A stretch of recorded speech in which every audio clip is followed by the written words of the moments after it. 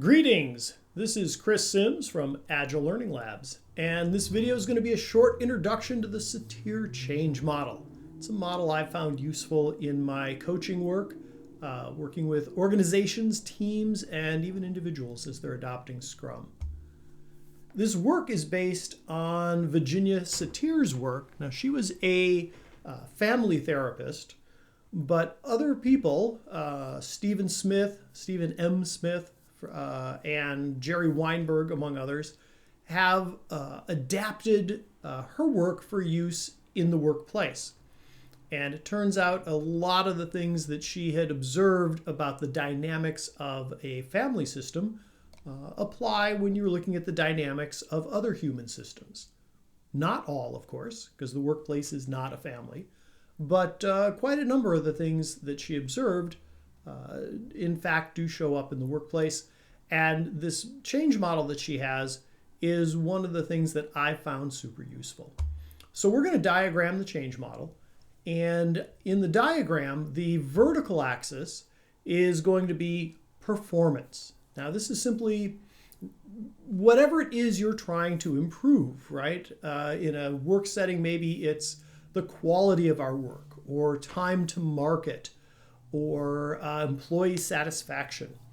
So the vertical axis is how well are we doing on that stuff that we're trying to do well with. And then the horizontal axis is going to be time. So this graph or this diagram is going to show like, oh, how do things unfold over time? So this is the curve. And at the beginning, this period of time is called status quo or late status quo. And in the status quo, we know our place. You know, things are happening just the way they've been happening. Today is pretty much like yesterday. We know what to do. We know what the relationships between the people are. We know what the rules of our system are. We know what's expected. And then somebody introduces a change. Perhaps that change is, hey, we're going to start using Scrum. And of course, as soon as we introduce that change, everything gets better right away. No, it doesn't. Have you been through changes in your life? What happens first is things get worse. And we enter a period that's called chaos. So not only is the performance reduced, but also people are like, unsettled. We don't know our place in the new system, and relationships are getting disturbed and changed. And the old rules don't apply anymore, but the new rules haven't fully taken effect. And so there's this period called chaos. Now, it turns out there's a lot of interesting and useful things that can happen during the chaos period. If you pay close attention during chaos, you can actually discover some really innovative behaviors that you might want to carry on after the chaos abates, because it gives many more dimensions of freedom than usually exist in the system. So we go through this period of chaos. It's really difficult. People are stressed out. They're worried. There's fear. We're not performing well. And then kind of this transformation starts to take place. I believe Virginia called it the transforming idea. I think of it as just this like transformation that happens as people start to understand how this change, right, whatever it is, maybe it's, hey, we're using Scrum now. How does that actually line up with what we're trying to do, right? Maybe we're trying to build our product. And we start to internalize and understand, how this could work. We see a way forward where we're starting to have alignment, the relationships between the parts of the system, the people in the system are starting to take shape, and we're starting to see how we can do this together. And so the chaos is starting to abate. We're starting to get alignment about how we can implement this change and really make it work for us. But things don't necessarily get better right away. The chaos goes away, but our performance may not immediately start to improve. But we enter a period of practice and integration.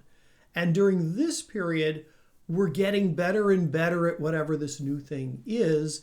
And as we get better at the new thing, we are seeing corresponding improvement in our performance. And then eventually we reach a new status quo. Things settle in, we get used to working in the new way, we understand our place in the new system, we understand the rules of the new system, and we're kind of back to more or less a steady state. So I have found this model super useful in my coaching work, especially as a tool for helping to manage people's expectations about what their experience is likely to be. Oftentimes, people in an organization, perhaps leaders in the organization, get really excited about, hey, we're going to adopt Scrum, or we're going to roll Scrum out to our whole organization, or something like that. And their expectation is that everybody's going to love it and that things are going to get better quickly.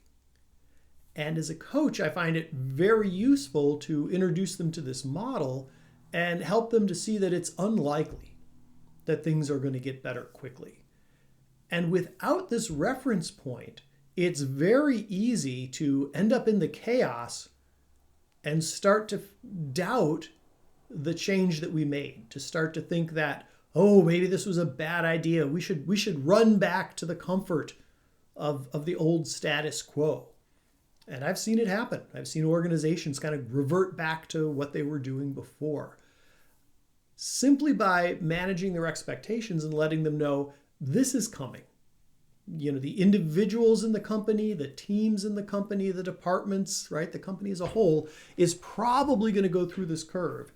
And a big part of the coach's job and leaders' jobs is to prepare people for that and to help guide the group through that arc. And if you really look at this curve and think about big changes in your life, I'm willing to bet that you can identify that you have gone through this. Perhaps when you went away to college, or decided to take a new job, or got married, or got unmarried, right? These big changes in our life often have a curve that looks like this.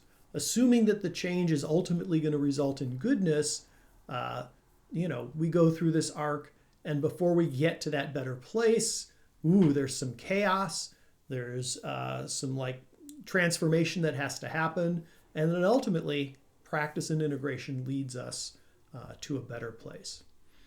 So that is a brief overview of the Satir Change Model. Thanks for hanging out with me for this. I hope you find it useful. And as I mentioned, Stephen M. Smith has a more in-depth blog post he wrote back in, I think it was 1997, about the Satir Change Model. So do a web search for Satir Change Model. You'll find his work. And thanks a lot. Hope this was useful for you.